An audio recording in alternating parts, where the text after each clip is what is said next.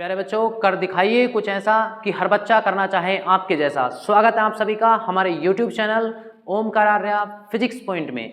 तो बच्चों, जो बोर्ड परीक्षाओं के लिए महत्वपूर्ण प्रश्न हैं उनमें से चैप्टर नंबर हम 1 को पढ़ने जा रहे हैं और वो कौन से प्रश्न हैं आइए हम जान लेते हैं। वो टॉपिक्स का नाम होगा, पहला कूलाम का नियम, दूसरा टॉपिक होगा वैद्युत क्षेत्र की तीव्रता, तीसरा पॉइंट होगा वैद्युत द्विध्रुव आघूर्ण और चौथा पॉइंट जो होगा वैद्युत फ्लक्स।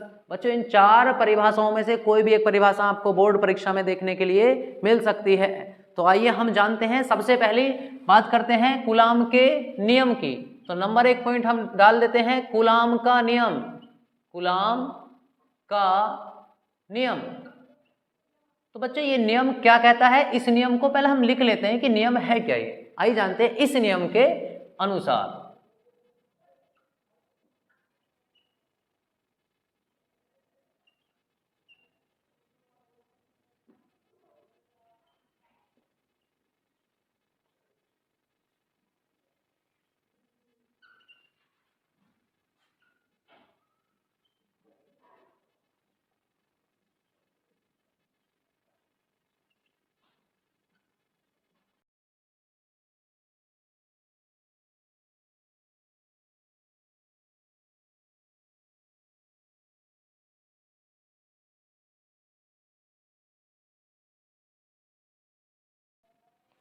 बच्चों, हम जानते हैं इस चीज को, ये कूलाम का नियम है क्या।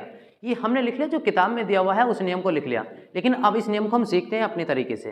तो कूलाम का नियम क्या कह रहा है उसे हम सीख लेते हैं। कूलाम का नियम कह रहा है कि इस नियम के अनुसार 2 स्थिर बिंदु आवेशों के बीच लगने वाला वैद्युत बल दोनों आवेशों के गुणनफल के अनुक्रमानुपाती तथा उनके बीच की दूरी के वर्ग के व्युत्क्रमानुपाती होता है।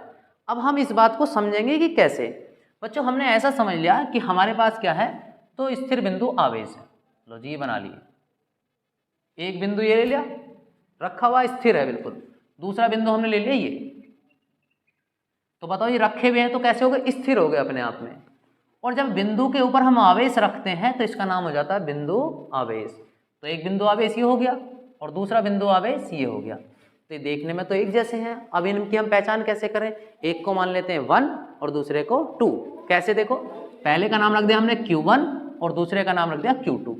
तो बच्चों, एक चीज और हम देख रहे हैं इनमें, क्या कि ये जो दोनों आवेश हैं एक दूसरे से कोई ना कोई दूरी पर हैं। अब वो दूरी कितनी है उसे बना लेते हैं। कुछ भी मान सकते हैं आप दूरी को। हमने दूरी को मान लिया r। कितना मान लिया दूरी को, r, जैसा कि परिभाषा में कह रहा है वैसे हमने मान लिया। अब इनके बीच में बच्चों कोई ना कोई बल कार्य कर रहा है, वैद्युत बल। तो परिभाषा हमसे ये कहती है कि ये जो वैद्युत बल है दोनों आवेशों के यानी कि Q1 और Q2 के गुणनफल के क्या है, अनुक्रमानुपाती। देखो ये लिखा हुआ, 2 स्थिर बिंदु आवेशों के बीच लगने वाला जो वैद्युत बल है यानी कि F है, दोनों आवेशों के, इसके और इसके गुणनफल के अनुक्रमानुपाती तथा उनके बीच की दूरी, उनके मतलब आवेशों के बीच की दूरी, लो जी, इनके बीच की दूरी के वर्ग के व्युत्क्रमानुपाती होता है। देखो, वर्ग कर दिया, के व्युत्क्रमानुपाती होता है।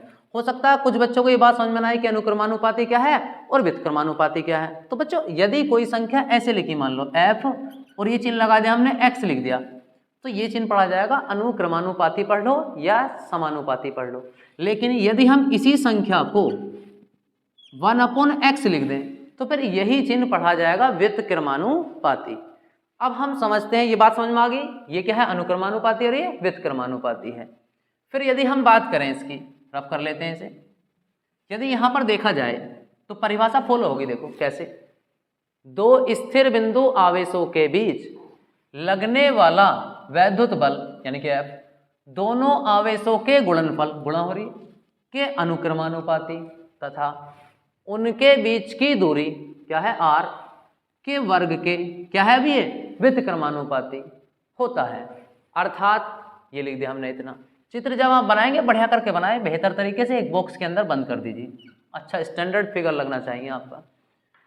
इसके बाद बच्चों, जब हम इसे एक साथ मिलाते हैं तो एक साथ मिलाने पर हमें क्या ऑब्टेन होगा, यदि हम देखें तो Q1 Q2 अपॉन r², इतना हमारे पास ये प्राप्त हो जाएगा। अब जब इतना हमारे पास प्राप्त हो जाएगा तो हम क्या करेंगे, इस बात को यहाँ से आगे बढ़ते हैं इसमें बच्चों। ये जो है अनुक्रमानुपाती का साइन, जब हम हटाएंगे तो इसे हटाने पर कोई ना कोई नियतांक आता है, तो यहाँ पर भी एक नियतांक आता है। जैसे हर क्षेत्र में अलग अलग नियतांक माना जाता है, वैद्युत क्षेत्र में वैद्युत क्षेत्र का नियतांक, चुंबकीय क्षेत्र में चुंबकीय क्षेत्र का नियतांक। तो यहाँ पर वैद्युत क्षेत्र हम पढ़ रहे हैं तो वैद्युत क्षेत्र का एक नियतांक है के, लिख लिया हमने। ये हट जाएगा और के आ जाएगा इसकी जगह, Q1 Q2 upon are square, इतना हो गया हमारे पास। अब ये क्या है, कूलाम का नियम कहलाता है, इतना पॉइंट ही। ये फॉर्मूला हो गया आपके पास। आप लिख सकते हैं बल का मात्रक क्या होता है, न्यूटन। बच्चों के जो होता है, जो नियतांक है, इस नियतांक का भी एक मान है वैद्युत क्षेत्र के लिए। कितना मान है इस नियतांक का, इसका मान कितना होता है उसे हम देख लेते हैं। इस के का मान आप यहाँ लिख सकते हैं, बट के बराबर 1/4 पाई एप्सिलॉन नॉट। और बच्चों इसका भी मान होता है, कितना मान होता है इसका, अगर हम बात करें, इसका मान होता है 9 × 10⁹। एक पर्टिकुलर मान बताया गया है। तो इस नियतांक को हम क्या नाम देते हैं, अनुक्रमानुपाती नियतांक। अनुक्रमानुपाती नियतांक, लो जी लिख लिया हमने अनुक्रमानुपाती नियतांक। मतलब ये जो इतना मान आया है, क्या नाम है इसका, अनुक्रमानुपाती नियतांक। क्यों, क्योंकि अनुक्रमानुपाती को हटाने से आया नियतांक, इसलिए इसका नाम अनुक्रमानुपाती नियतांक। और कितना मान है, इतना। ये भी रख सकते हैं, ये भी रख सकते हैं। जब आप रखेंगे तो फॉर्मूला हमारे पास क्या ऑब्टेन होगा, 1/4 pi epsilon not Q1 Q2 upon are square. इसे कूलाम का नियम कहते हैं हम। ये क्या है, बल। बल का मात्रक क्या होता है बच्चों, न्यूटन। तो आप लिख सकते हैं यही कूलाम के नियम का सूत्र है। यही कूलाम के नियम का क्या है, सूत्र है। बच्चों बोर्ड परीक्षाओं में अब ये बात आती है कूलाम का नियम क्यों पढ़ने। कूलाम का नियम पढ़ने का बहुत बड़ा रीजन है, क्योंकि कूलाम का नियम आगे हम जो टॉपिक्स पढ़ने वाले हैं उन सब में यूज होने वाला है, इसलिए इसे पढ़ना जरूरी है। और उससे बड़ी बात यह है कि इनमें से कुछ प्रश्न आते हैं इसमें से भी, जो कि परीक्षा के लिए बहुत इंपॉर्टेंट है। कई सारे आपको बहुविकल्पीय मिल जाएंगे, या फिर कई सारे आपको और भी शॉर्ट क्वेश्चन मिल जाएंगे देखने के लिए। अब देखो कौन कौन से क्वेश्चन आते हैं जी। इसे हटा देते हैं हम इधर से, आप स्क्रीनशॉट ले सकते हैं अगर लेना चाहें तो इसका, ठीक है। अब इसमें से कौन कौन से क्वेश्चन आते हैं मैं इसे हटा देता हूं यहां से, क्योंकि स्पेस मिल जाएगा हम सबको। यदि हम बात करें यहां पर कि क्या क्वेश्चन आता है, सबसे पहला जो क्वेश्चन इसमें पूछा जाता है वो पूछा जाता है इसका वेक्टर रूप। कैसा रूप बच्चों, वेक्टर रूप। वेक्टर रूप का मतलब होता है सदिश रूप। तो सदिश रूप क्या है जी, वेक्टर लगाना पड़ेगा। अब बल कैसी राशि बताओ, सदिश, तो हमने क्या लगा दिया यहाँ पर, वेक्टर लगा दिया। वेक्टर F बराबर 1/4 pi epsilon not Q1 Q2 upon are square, लिख दिया। लेकिन बेटा ये वेक्टर लगाया तो यहाँ भी कोई ना कोई वेक्टर आना चाहिए। तो इसकी दिशा को बताने वाला एक सदिश होता है जिसे कहते हैं एकांक सदिश। ये लगा दिया हमने आर के। तो ये क्या हो गया, कूलाम के नियम का वेक्टर रूप। एक नंबर में पूछे जाने वाला प्रश्न है, कैसे कि कूलाम के नियम का वेक्टर रूप लिखिए। तो आपको कुछ नहीं करना, बस ये लिख देना इतना। मतलब यहाँ पर ये तो आपको याद ही है, वेक्टर एफ लगाया और यहाँ पर आर कैप जोड़ देंगे, आर के ऊपर कैप लगा देंगे, कैप लगा दिया, बस पूरा हो गया नियम ये। अब एक क्वेश्चन तो ये बन गया हमारा कूलाम के नियम में कि ये पूछा जाएगा। अब दूसरा क्वेश्चन आता है बच्चों, ये कांस्टेंट देखो यहाँ पर देख रहे हैं आप, एप्सिलॉन नोट लिखा हुआ, क्या लिखा हुआ, ऐसे एप्सिलॉन नोट। इसे हम कहते हैं निर्वात की वैद्युतशीलता। निर्वात की वैद्युतशीलता। अब बच्चों निर्वात की वैद्युतशीलता ये क्या है, इसे हम समझ लेते हैं। निर्वात की वैद्युतशीलता को, इसका मात्रक पूछा जाता है और इसकी क्या पूछी जाती है बच्चों, विमा भी पूछी जाती है। समझ में आया आप सभी को। अब इसका मात्रक और विमा ये कई बार आया है शॉर्ट क्वेश्चन में, बहुविकल्प में भी आया हुआ है। तो ये सीखते हैं, बिल्कुल चुटकी बजा करके हम सीखते हैं। इसे देखो कैसे, आइए सीखते हैं। रटने की जरूरत बिल्कुल नहीं है, हम फॉर्मूले में से कुछ याद करने की जरूरत नहीं, फॉर्मूला याद होना चाहिए सिर्फ, किसी का भी मात्रक निकालना आप सीख सकते हैं। देखो कैसे, निर्वात की वैद्युतशीलता समझ में आ गया सभी को। इसे कह रहे हैं, इसका मान भी बताया गया है। अगर कोई पूछे इसका मान होता है कितना, 8.85 इंटू 10⁻⁻12, ठीक है, कूलाम स्क्वायर बटे न्यूटन मीटर स्क्वायर। अब ये मैंने यहाँ तो लिख दिया मात्रक, कि इतना मात्रक आया, कूलाम स्क्वायर बटे न्यूटन मीटर स्क्वायर। अब तुम्हें कैसे याद हो, रटना पड़ेगा नहीं, रटने की कोई जरूरत नहीं, आओ हम सिखाते हैं आपको कैसे। हमारे पास सूत्र तो है ना, ये रहा सूत्र, इस सूत्र को यूज करो और चुटकियों में आंसर पाओ। देखो कैसे, आपने यहां पर यूज करा तो हम यहां लिख लेते हैं सूत्र क्या हमारे पास, F बराबर 1/4 पाई एप्सिलॉन नोट। यहां लिख देते हैं पहले हम क्या, एप्सिलॉन नोट का मात्रक ये निकाल रहे हैं। तो इसका मात्रक निकालने के लिए सूत्र का इस्तेमाल कर रहे हैं। कौन से सूत्र का, जो अभी हमें प्राप्त हुआ है, F बराबर 1/4 pi epsilon note Q1 Q2 upon R square. देखो कैसे, कुछ नहीं करना, जब इसका मान निकालने से कहो भैया आ जाओ हमारे यहाँ आओ, आपकी दावत है, तो दावत पार्टी सार्टी है भैया। एप्सिलॉन नोट को यहाँ लिख दिया 1 अपॉन, अब इनसे कहते हैं भाई तुम एक काम करो, तुम हमारे घर चले जाओ, तुम्हारी दावत है हमारे यहाँ, तो 1/4 पाई, और ये F कहाँ जाएगा आपका, यहाँ जाएगा, लो जी F यहाँ लिख लिया, इनटू जो चल रहा है वैसे ही लिखते रहो, Q1 Q2 बटे R स्क्वायर। अब F को यहाँ लिख लो या लिख लो, है तो नीचे लिखा हुआ, हर में कहीं भी लिख लो हमने यहाँ लिख लिया, एक लाइन कम होगी हमारी। अब ये देखो 1/4 पाई, इतना 4 एक संख्या है और संख्या का कोई मात्रक नहीं होता, वैसे ही पाई भी तो एक संख्या है 22/7, इसका भी कोई मात्रक नहीं होता, तो ये तो कैंसिल कर दिया हमने, क्योंकि संख्या का कोई मात्रक नहीं होता। अब जब संख्या का कोई मात्रक नहीं होता तो हमारे पास ये ऊपर से बचा Q1 Q2 upon F R square. तो बस कुछ नहीं करना है, लिख देना आपको, क्या लिख देना है, एप्सिलॉन नोट का मात्रक बराबर, लो जी क्या बचा, आवेश, आवेश का मात्रक क्या होता है बच्चों, कूलाम, लो जी गुणा, फिर दूसरा आवेश आ रहा है, इसका मात्रक भी कूलाम, नीचे क्या है बल, और बल का मात्रक सबको याद है न्यूटन, न्यूटन भैया आए थे बता गए बल के बारे में, लिख दिया हमने न्यूटन। अब इसके बाद क्या रहा, आर, आर क्या है बच्चों, दूरी, और दूरी का मात्रक क्या होता है बताओ, मीटर, तो इसका भी स्क्वायर है तो इसका भी स्क्वायर कर दो। जब आप सोल्व करेंगे तो सोल्व करने पर हमारे पास क्या आ जाएगा मात्रक बताओ, कूलाम और कूलाम की गुणा करेंगे, कूलाम स्क्वायर बटे न्यूटन मीटर स्क्वायर। देखो रटने की जरूरत नहीं, फॉर्मूला याद हो अपने आप बन जाएगा मात्रक हमें। तो अगर हम भूल भी जाएं मान लो बोर्ड परीक्षा में, तो हम सब आपको वो ट्रिक बता रहे हैं, जो अगर भूल भी जाएं आप तो फॉर्मूला याद होना चाहिए, बस चुटकियों में आप इस तरीके से मात्रक को निकाल सकते हैं। चलो एक प्रश्न ये बन गया हमारे लिए, एक प्रश्न तो ये था, दूसरा प्रश्न हो गया एप्सिलॉन नोट का मात्रक कितना होता है, कूलाम स्क्वायर बटे न्यूटन मीटर स्क्वायर। देखो हमने लिखा भी है यहाँ पर, ये लिखा, अब रटने की जरूरत पड़ेगी क्या, नहीं पड़ेगी। आइए हम एक प्रश्न और है भी छिपा हुआ, ये कई बार आया हुआ बच्चों प्रश्न बोर्ड परीक्षा में। दूसरा प्रश्न क्या है उसे समझ लेते हैं, लो जी हम दूसरा जो प्रश्न है वो आता है एप्सिलॉन नोट की विमा, ये कई बार पूछी गई है। आइए जानते हैं इसके कैसे विमा निकालनी। अगर हमें विमाओं को सीखना है तो उसका भी बहुत आसान फंडा है, विमाओं को निकालना है तो मात्रक पता होना चाहिए, मात्रक पता है तो किसी की विमा निकाल लीजिए। देखो कैसे हम निकाल रहे हैं किसका, एप्सिलॉन नोट की विमा, तो यहाँ लिख लेते हैं जी एप्सिलॉन नोट की विमा क्या होगी, विमा आइए जानते हैं वो क्या विमा है। तो विमा के लिए क्या चाहिए, मात्रक, तो ऊपर क्या दिखा रखा मात्रक, कूलाम, तो बच्चों कूलाम की यहाँ लिख देता हूं मैं, चलो एप्सिलॉन नोट की विमा, सजा सजा के लिखना है, सुंदर सुंदर राइटिंग, तभी तो नंबर सुंदर आएंगे, ठीक है। तो कूलाम, कूलाम की विमा कितनी होती है बेटा, कूलाम की होती है 80। अगर नहीं पता तो एक फॉर्मूला होता है आवेश का, Q बराबर क्या होता है IT, तो I की विमा कितनी होती है A, और T की विमा होती है T कैपिटल T, तो 80 हो गई, ये कूलाम की विमा। डायरेक्ट रख दो आप, अब इसके मान कैसे लिख सकते हैं, डस्टर से हम इसे रफ कर ले जरा, पहले ये लिख लिया।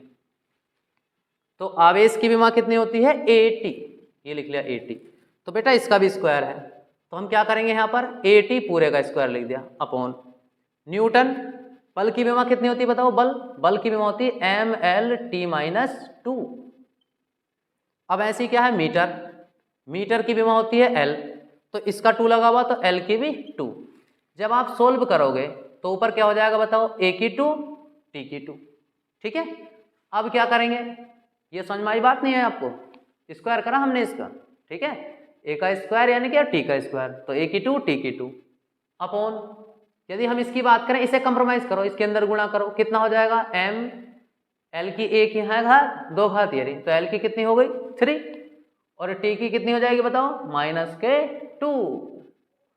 अब आगे सोल्व करते हैं, इसे ऊपर ले जाओ, तो A की 2 T की 2, ये तो ऐसे ही लिख लिया हमने, इसे ऊपर ले गए तो जब नीचे से ऊपर जाती हैं तो पावर चेंज हो जाएंगी, प्लस है तो माइनस और माइनस है तो प्लस। देखो कैसे, जब ऊपर जाएगा तो क्या होगा, माइनस का 1 नहीं है तो इसका मतलब 1 है पावर वहां पर। ऐसी l की 3 ऊपर जाएगी तो माइनस की 3 और t की -2, ये लिख लिया हम सब ने। अब जब इसे कंप्रोमाइज करते हैं तो विमाओं को लिखने का तरीका है, सबसे पहले m होगा, उसके बाद l होगा और उसके बाद t, फिर ईना मीना डी का रीटा, जो बचा उसे लिख दो।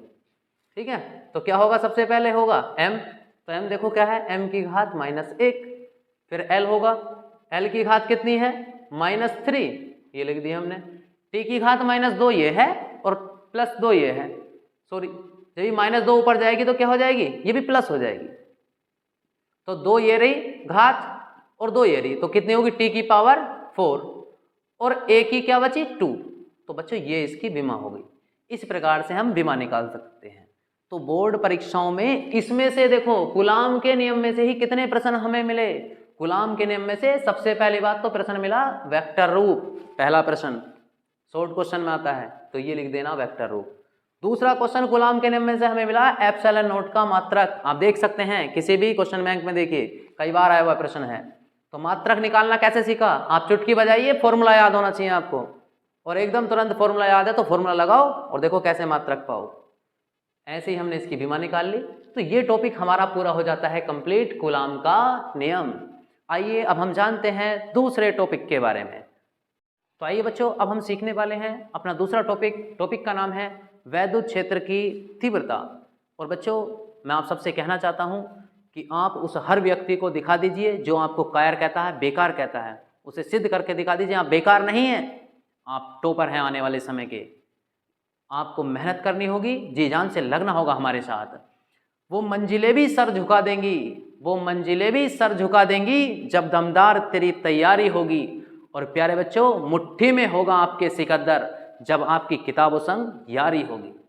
तो आइए हम सीखते हैं दूसरे टॉपिक को। टॉपिक का नाम है वैद्युत क्षेत्र की तीव्रता। वैद्युत क्षेत्र की तीव्रता, आइए जानते हैं क्या है इसकी परिभाषा, लिख लेते हैं किताबी के अनुसार।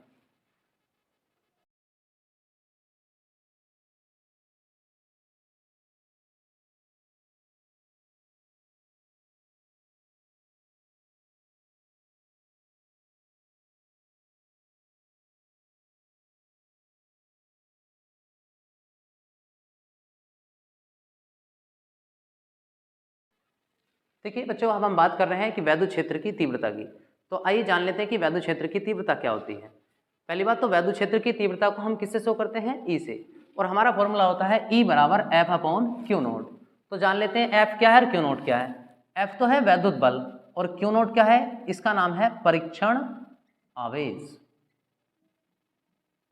क्या है, परीक्षण आवेश। तो परीक्षण आवेश और ये क्या है, वैद्युत बल है आपका। F क्या है, वैद्युत बल। तो परिभाषा में लिखा हुआ है क्या, वैद्युत क्षेत्र में रखे किसी परीक्षण आवेश पर लगने वाले बल F तथा उस परीक्षण आवेश Q0 के अनुपात को वैद्युत क्षेत्र की तीव्रता कहते हैं। इसे किससे प्रदर्शित करते हैं, E से। तो E बराबर कितना हो गया, F/Q0। समझ में आ गई सभी को, ये इसकी परिभाषा है। अब ये बात करते हैं, अगर तुम और समझना चाहते हो इसके बारे में तो हम ऐसे समझ सकते हैं, देखो कैसे। मान लीजिए कोई भी आवेश है, भाई वैद्युत क्षेत्र की तीव्रता को समझने के लिए हमें समझना पड़ता है वैद्युत क्षेत्र को पहले। तो वैद्युत क्षेत्र कैसे होता है, देखो जैसे ही प्लस क्यू आवेश रखा है तो प्लस क्यू आवेश से बल रेखाएं निकलेंगी, मतलब एक वैद्युत क्षेत्र बनेगा। इस आवेश के चारों ओर जो क्षेत्र होगा उस क्षेत्र का नाम क्या है बच्चों, वैद्युत क्षेत्र।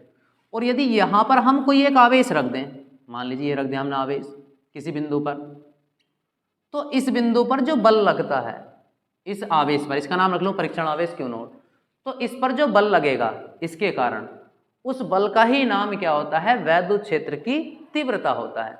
तो एक परिभाषा इसकी ये भी होती है, भाई ये तो परिभाषा हमने लिखी है।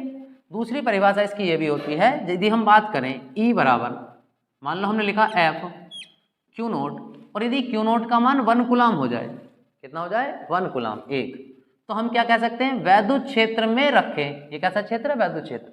वैद्युत क्षेत्र में रखे किसी परीक्षण आवेश पर लगने वाले बल को क्या कहते हैं? वैद्युत क्षेत्र की तीव्रता कहते हैं। इस परिभाषा को किताब में और भी तरीके से भी लिखा हुआ है। क्या लिखा हुआ है? देखो ऐसे भी लिखा हुआ है। यदि हम बात करें एकांक धन परीक्षण आवेश पर, कैसे? एकांक धन परीक्षण आवेश पर लगने वाले बल को वैद्युत क्षेत्र की तीव्रता कहते हैं। बच्चों तीव्रता कुछ और नहीं बल्कि परीक्षण आवेश पर यानी कि एक कूलाम के आवेश पर जो बल लगता है वैद्युत क्षेत्र के द्वारा, उस बल का ही नाम क्या होता है? वैद्युत क्षेत्र की तीव्रता होता है। तो परिभाषा को हम दोनों प्रकार से कह सकते हैं। ये थोड़ा आसान है और भी क्या कि वैद्युत क्षेत्र में रखे, ठीक है जी, रखा हुआ है, किसी परीक्षण आवेश पर यानी कि इसके ऊपर लगने वाले बल F तथा इस परीक्षण आवेश Q0 के अनुपात को वैद्युत क्षेत्र की तीव्रता कहते हैं। और इसे किससे प्रदर्शित करते हैं? E से। E बराबर F/Q0। ठीक है, ये इंपॉर्टेंट परिभाषा है और परिभाषा ही आई हुई है कई बार लिखने के लिए। बस आपको इतना ही लिखना है, ज्यादा लिखना भी नहीं है।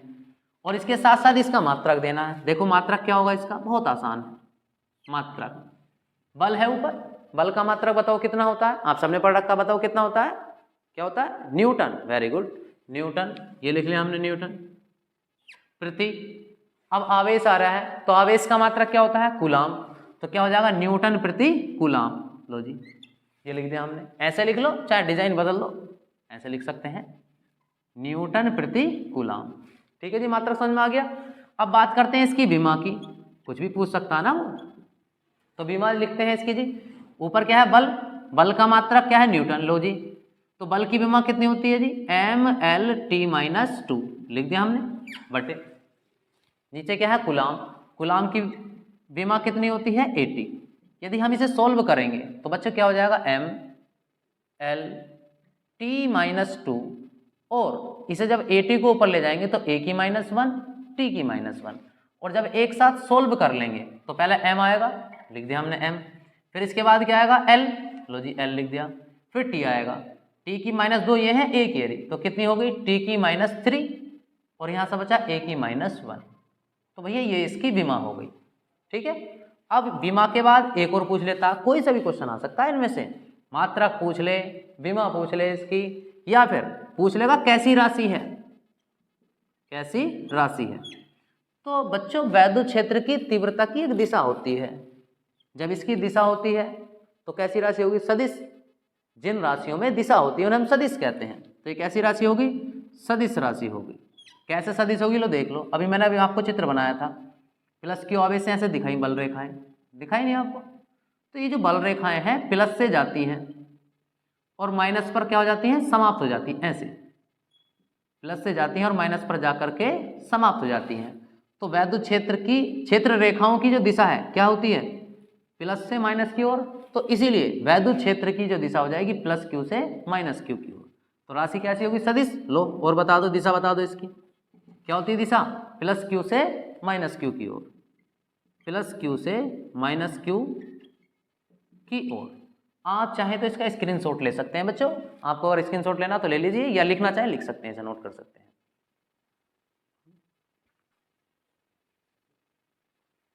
तो आइए प्यारे बच्चों, अब हम सीखने जा रहे हैं अपना तीसरा टॉपिक, वैद्युत द्विध्रुव आघूर्ण। जानते हैं क्या है वैद्युत द्विध्रुव आघूर्ण? में दो टॉपिक छिपे हुए हैं, एक तो वैद्युत द्विध्रुव, दूसरा वैद्युत द्विध्रुव आघूर्ण। तो आइए जान लेते हैं पहले वैद्युत द्विध्रुव किसे कह रहे हैं। तो टॉपिक लिख लेते हैं, वैद्युत द्विध्रुव आघूर्ण। और मैं आपसे जैसा कि कह रहा था कि वैद्युत द्विध्रुव यदि आघूर्ण को पढ़ना चाहते हैं तो हमें क्या पढ़ना पड़ेगा? पहले वैद्युत द्विध्रुव। ये क्या चीज है जी वैद्युत द्विध्रुव? तो देखते हैं वैद्युत द्विध्रुव के बारे में। इसकी परिभाषा को हम लिख लेते हैं। आइए, परिभाषा भी जरूरी है, परीक्षा में तो परिभाषा ही लिखनी पड़ेगी ना। आइए सीख लेते हैं।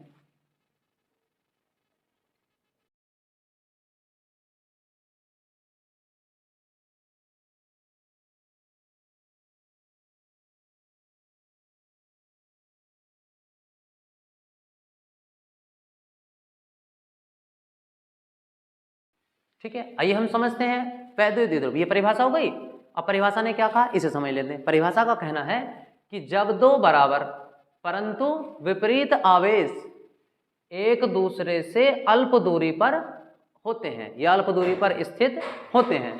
तो इनसे बने इस निकाय को वैद्युत द्विध्रुव कहते हैं। अब जैसे परिभाषा कह रही है उसे समझ लेते हैं। क्या कह रही है? जब दो बराबर परंतु विपरीत आवेश, लो जी एक आवेश ले लिया हमने, ये मान लो एक आवेश ये ले लिया, एक पर माइनस रख दिया और दूसरे पर कैसा रख दिया? प्लस का आवेश। तो अब देखो ये दो आवेश हैं, बराबर भी हैं भाई, ये भी क्यू है ये भी क्यू, लेकिन ये माइनस का ये प्लस का, तो बराबर भी हो गए और विपरीत भी हो गए। एक दूसरे से अल्प दूरी पर, हमने मान लिया ऐसा बहुत छोटी सी दूरी है भाई, छोटी दिखाएंगे दिखेगा नहीं आपको चित्र में, थोड़ा सा बड़ा बना लिया हमने, छोटी दूरी पर होते हैं। तो बेटा छोटी दूरी की जब भी बात आएगी उसे कहते हैं अल्प दूरी। और अल्प को जैसे मान लो x है तो x में 2 लगा देंगे तो ये हो जाएगी अल्प दूरी। ऐसी जैसे l हमने मान लिया तो दूरी छोटी दूरी लिखनी तो क्या लिख देंगे? 2l।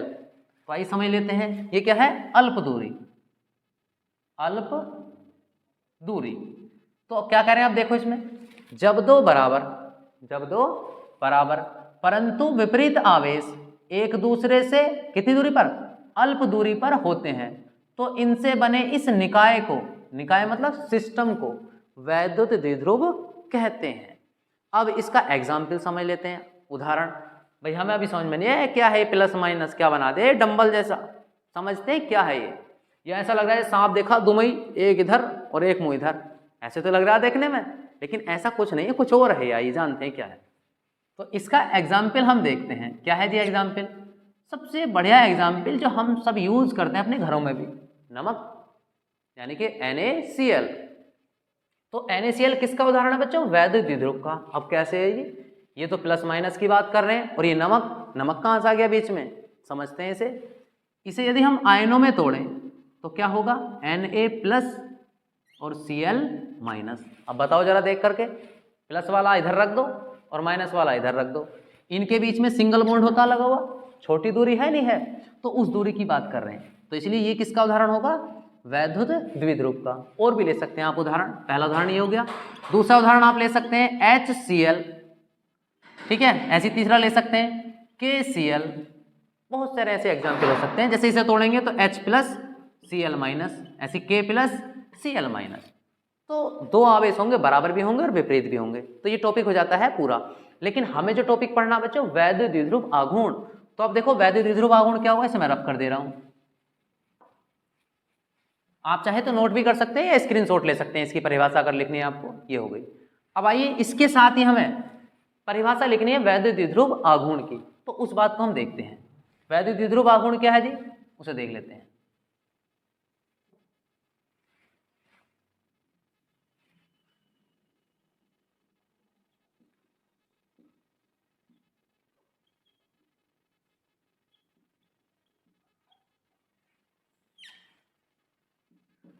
तो बच्चों जानते हैं वैद्युत द्विध्रुव आघूर्ण को, इसकी परिभाषा क्या है वैद्युत द्विध्रुव आघूर्ण की, पहला चाहे देख लो आप लोग। अब आघूर्ण की बात आ रही है तो इसकी एक दिशा है आघूर्ण की, चित्र बना लेते हैं, लो यही वाला आप देख लो।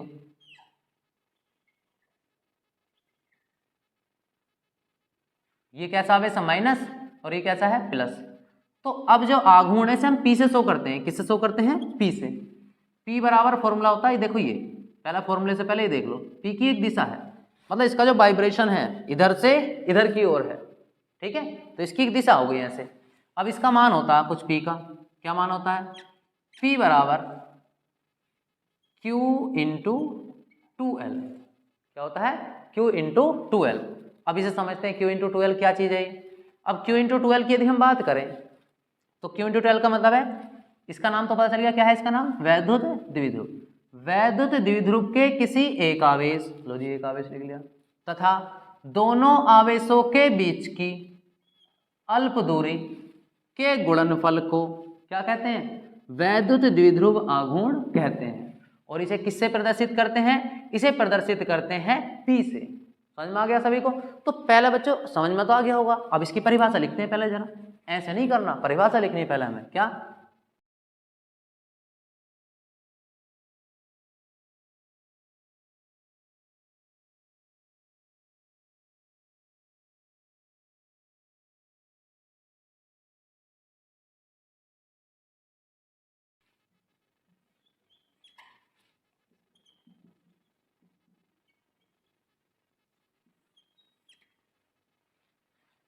आइए समझ लेते हैं कैसे।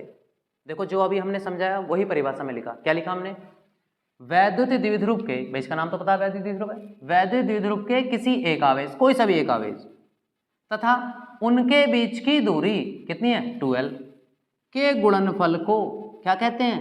वैद्युत द्विध्रुव आघूर्ण कहते हैं। और इसे किससे शो करते हैं बेटा? छोटे p से, p से प्रदर्शित करते हैं, p बराबर q इंटू 2l। अब मात्रक बनाओ इसका, बहुत आसान है मात्रक। देखिए कैसे, ऊपर क्या है आवेश, तो आवेश का मात्रक क्या होता है बताओ? कूलाम। गुणा है तो गुणा लगा दो, दूरी है 2l, दूरी का मात्रक क्या होता है? मीटर, तो इसका मात्रक हो गया कूलाम मीटर। अब आगे बढ़ते हैं, इसकी विमा देखते हैं भाई। लो जी विमा लिखते हैं। विमा कितनी है इसकी? यहां से देख लो, आवेश की विमा कई बार लिख लिया हमने, कितनी होती है 80। लो जी, और ये क्या है? दूरी, गुणा लगा लिया, 2l क्या दूरी, दूरी की विमा कितनी होती है l, तो बच्चों इसकी विमा क्या हो जाएगी? ATL, अटल बिहारी वाजपेयी, ऐसे याद कर लो। लेकिन हम सब जानते हैं विमा को लिखने का तरीका क्या होता है, पहले m फिर l फिर t फिर a, तो m तो इसमें है नहीं तो पहले l लिखा फिर t लिखा फिर a। अब लता मंगेशकर, चला दो गाने, सुनते रहो अपने, ठीक है, गाने भी सुनते रहो, पढ़ाई भी करते रहो, एंजॉय के साथ पढ़ना हम सबको। तो बताओ समझ में आया सभी को ये? अब इसके बाद हम बात करते हैं, दो चीजें समझा दी, मात्रक बता दिया, विमा हमने बता दी। अब बताओ राशि, कैसी राशि है ये? लिखो मत, अब पुराना जमाना छोड़ो, ये ऐसी राशि वैसी राशि, अरे यहाँ लिखो शॉर्ट में, राशि बराबर इतनी। क्या है राशि? कैसी? बताओ इसकी दिशा है, तो जिसमें दिशा होती है उसे कहते हैं सदिश। तो कैसी राशि होगी? सदिश। क्यों? देखो क्योंकि p की दिशा है -q से +q की ओर, तो लिख लो, एक पॉइंट और बढ़ा लो अपनी तरफ से। दिशा क्या है इसकी? दिशा -q से +q की ओर, ठीक है, तो ये होगी इसकी डायरेक्शन। तो प्यारे बच्चों, ये तीसरा टॉपिक हमारा कंप्लीट होते हुए, और बोर्ड परीक्षाओं के लिए तीनों टॉपिक इतने महत्वपूर्ण है, बहुत महत्वपूर्ण, इन्हें आपको याद करना है और कंप्लीट तरीके से आपको समझ लेना, और अच्छे तरीके से। अगर जिसने स्क्रीनशॉट नहीं लिया वो स्क्रीनशॉट ले सकता है इसका, और इन्हें पक्का करके याद करना है। इन तीन में से ही 100% आपको बोर्ड में कोई भी एक क्वेश्चन देखने के लिए मिल सकता है। आइए, तो प्यारे बच्चों, अब हम देखिएगा अपना लास्ट टॉपिक समाप्ति की ओर है, और लास्ट टॉपिक हम पढ़ने वाले हैं, टॉपिक का नाम होगा वैद्युत फ्लक्स। बहुत इंपॉर्टेंट टॉपिक है ये भी, वैद्युत फ्लक्स। अब क्या है वैद्युत फ्लक्स को समझ लेते हैं, आइए लिख लेते हैं वैद्युत फ्लक्स को। वैद्युत फ्लक्स, सबसे पहले बच्चों क्या होगा? परिभाषा, क्योंकि बोर्ड में तो परिभाषा लिखनी है। आइए समझते हैं क्या है इसकी परिभाषा।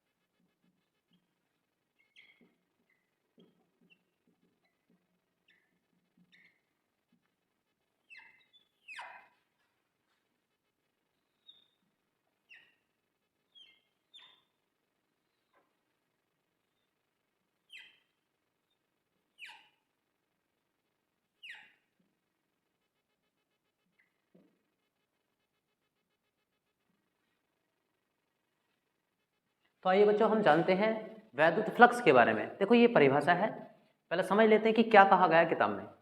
वैद्युत क्षेत्र में रखे किसी काल्पनिक पृष्ठ, ये रहा पृष्ठ, में से होकर गुजरने वाली, गुजर रही है यहाँ, होकर गुजरने वाली बल रेखाओं की संख्या को क्या कहते हैं? वैद्युत फ्लक्स कहते हैं। और इसे किससे प्रदर्शित करते हैं? इसे φe से प्रदर्शित करते हैं। तो बच्चों ये जो लाइन जा रही है ये तो हो गई E, ठीक है। अब डी ए कहाँ पर आएगा, मान लो यहाँ पर इसका एक छोटा सा, पूरे क्षेत्रफल को कह रहे हैं हम ए, तो इसका छोटा सा भाग ले लो, उसे क्या कहेंगे, डी ए। तो यहाँ पर एक वेक्टर होगा, उस वेक्टर का नाम होगा डी ए वेक्टर। अब यदि हम इसकी बात करें तो देखो क्या लिखा हमने, फाई ई बराबर, इसका सूत्र ये होता है E into D A, dot है ये। अब जैसे आपने पढ़ा होगा क्या, ए डॉट बी बराबर क्या होता है, ए डॉट बी का मान होता है ए बी कोस थीटा, वैसे ही ई डॉट डी ए का मान क्या होगा, E D A cos theta. तो ये लिख दे देखो, E D A cos theta. फिर हमने ई और कोस थीटा को बाहर निकाला, इंटीग्रेशन में केवल डी वाला एलिमेंट बचेगा, है ना, इसके रेस्पेक्ट में करें डी ए। अब डी ए क्या है, ये योग है, बीजगणित योग, किसका है, क्षेत्रफल का, छोटे छोटे क्षेत्रफलों का इनका डी ए होगा। तो सैरा बनेगा, क्षेत्रफल कितना हो जाएगा, ए, तो इसलिए इसका मान कितना लिख दिया, ए। जब इसकी गुणा इसके साथ करेंगे, टमाटर टमाटर के साथ अच्छे लगेंगे ना, टमाटर वाली टोकरी में ये अलग रखा हुआ, तो इसके साथ रखो ई ए कोस थीटा, ये हो गया इसका सूत्र। हो सकता है ये परिभाषा चलो रटनी पड़ रही हो, रटने की जरूरत ना है बिल्कुल भी इसमें आपको, आओ हम सिखाते हैं आपको, देखो कैसे होगा एक नई टेक्निक के साथ। देखो कैसे, ये प्रश्न दिख रहा है आपको, कहाँ रखा, वैद्युत क्षेत्र में, ऐसा मान लो ये क्षेत्र है पूरा वैद्युत क्षेत्र। लो जी, हमने ले लिया एक पृष्ठ, ये रहा काल्पनिक पृष्ठ, ये हो गया। तो क्या है, परिभाषा बनाओ, वैद्युत क्षेत्र, मान लो ये जो क्षेत्र है वैद्युत क्षेत्र है, वैद्युत क्षेत्र में रखे किसी काल्पनिक पृष्ठ, दिख रहा काल्पनिक पृष्ठ में से होकर गुजरने वाली, यदि बल रेखा होकर गुजरने वाली, गुजर गई जी लो, एक और गुजर गई, एक और गुजर गई, तो जितनी बल रेखाएं गुजर रही हैं इनकी संख्या को ही क्या कहते हैं, वैद्युत फ्लक्स कहते हैं। बहुत आसान है नहीं, देखो परिभाषा याद हो जाएगी अपने आप। वैद्युत क्षेत्र में रखा हुआ है किसी काल्पनिक पृष्ठ में से होकर गुजरने वाली बल रेखाओं की संख्या को वैद्युत फ्लक्स कहते हैं, और इसे किससे शो करते हैं, फाई ई से। और कितना आ जाएगा आपका मान, इतना। बच्चों इसमें एक छोटा सा क्वेश्चन और आता है, इतना ही लिखना हमें, इसके साथ साथ छोटा सा क्वेश्चन क्या आता है, इसका मात्रक बहुविकल्प में कई बार आता है, या शॉर्ट क्वेश्चन में भी आता है, वैद्युत फ्लक्स का क्या मात्रक है। तो मात्रक निकालते हैं, देखो मात्रक निकालना है तो मात्रक के लिए हमें ई का मात्रक पता होना चाहिए, ए का मात्रक पता होना चाहिए। तो बच्चों ई का मात्रक मान लो आपको नहीं पता, लेकिन अभी हमने टॉपिक पढ़ा है वैद्युत क्षेत्र की तीव्रता पढ़ा है, तो क्या पढ़ा था, फॉर्मूला बताओ, फॉर्मूला पढ़ा था ई बराबर एफ अपॉन क्यू, या क्यू नोट कह दो। तो इससे जरा मनीय मात्रक क्या बनेगा, यदि हम इस फॉर्मूले से मात्रक बनाते हैं तो बल का मात्रक न्यूटन प्रति है, प्रति लगा दिया, आवेश का मात्रक कूलाम, तो रखो यहाँ पर ई का मात्रक न्यूटन प्रति कूलाम लिख दिया हमने। फिर इसके बाद क्या रहा, ए क्या है, क्षेत्रफल, और क्षेत्रफल का मात्रक क्या होता है, मीटर स्क्वायर। ना पता हो तो लो, क्षेत्रफल को लिखते हैं लंबाई गुणा चौड़ाई, लंबाई का मात्रक भी मीटर, चौड़ाई का मात्रक भी मीटर, तो कितना हो गया, मीटर स्क्वायर, तो मीटर स्क्वायर। अब आ रहा है कोस थीटा, बेटा कोण का कोई मात्रक नहीं होता, तो इसलिए इसका जो मात्रक बन जाएगा वो क्या बन जाएगा बताओ, सही करके लिख लो, न्यूटन गुणा लगा लो चाहे डैश लगा लो, आप एक ही मतलब है, मीटर स्क्वायर प्रति कूलाम। रटने की जरूरत नहीं है, बस ऐसे ही निकाल लेंगे फॉर्मूले से मात्रक। अब बोर्ड परीक्षा में ये मात्रक के अलावा दूसरा मात्रक आता है, वो समझो कैसे, जैसे तुमने यहाँ पर ये समझा क्या कि ई का फॉर्मूला ये है, ऐसे ही एक फॉर्मूला और होता है ई का, बताओ क्या होता है फॉर्मूला, वो फॉर्मूला होता है ई बराबर वी अपॉन डी, वी मतलब विभव और डी मतलब दूरी है। तो इसके अनुसार जो मात्रक बनेगा ई का, बताओ क्या बन जाएगा, विभव का मात्रक कितना होता है, वोल्ट, क्या होता है, वोल्ट, लो जी वोल्ट लिख दिया हमने, प्रति का साइन है, डी क्या, दूरी, दूरी का मात्रक मीटर। तो जरा यहाँ बनाइए मात्रक, चलो हिंदी में लिख लेते हैं ऐसे, ई का मात्रक क्या है बच्चों, वोल्ट प्रति मीटर, लिख लिया, गुणा फिर क्या आएगा, क्षेत्रफल, क्षेत्रफल का मात्रक मीटर स्क्वायर, इसके स्क्वायर से ये कैंसिल, क्या बचा, ये हो गया कैंसिल, हाथ में बची पेंसिल, लिख दो वोल्ट मीटर। तो ध्यान रखेंगे यही दो क्वेश्चन हैं जो बहुविकल्पों में कई बार पूछे गए हैं। कौन कौन से, ये क्वेश्चन कैसे पूछा है कि वैद्युत फ्लक्स का मात्रक होता है, तो ध्यान देंगे वोल्ट मीटर भी होता है और न्यूटन मीटर स्क्वायर प्रति कूलम भी होता है। याद किससे रखेंगे, फॉर्मूले से याद रखो, वैसे भूल जाते हैं, फॉर्मूला याद होगा तो मात्रक इस प्रकार से निकालेंगे, चुटकियों में आप मात्रक को निकालना सीख सकते हैं। प्यारे बच्चों, आज हमने चैप्टर 1 में वो शॉर्ट क्वेश्चन ऐसे तैयार किए हैं बोर्ड के लिए, जो बोर्ड के लिए बहुत महत्वपूर्ण है। इसी क्रम में यदि हम बात करें, आने वाली कल वीडियो में हम इम्पोर्टेंट इस चैप्टर के लॉन्ग क्वेश्चन उस वीडियो में होंगे। आप सभी चाहते हैं कि आपके बेहतर अंक आएँ, तो आप हाथों हाथ नोट्स बनाइए। आपने अभी तक क्या पढ़ा है क्या नहीं पढ़ा ये बिल्कुल मायने नहीं रखता, लेकिन यदि आप हमारे साथ डेली लगे रहते हैं तो यकीन मानिए कोई भी आपको 90% नंबर लाने से कोई नहीं रोक सकता।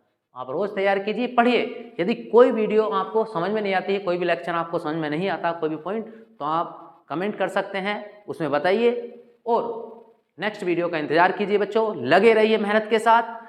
मैं आशा करता हूं कि आप सभी 90% से अधिक अंक लाएंगे। जय हिंद, जय भारत।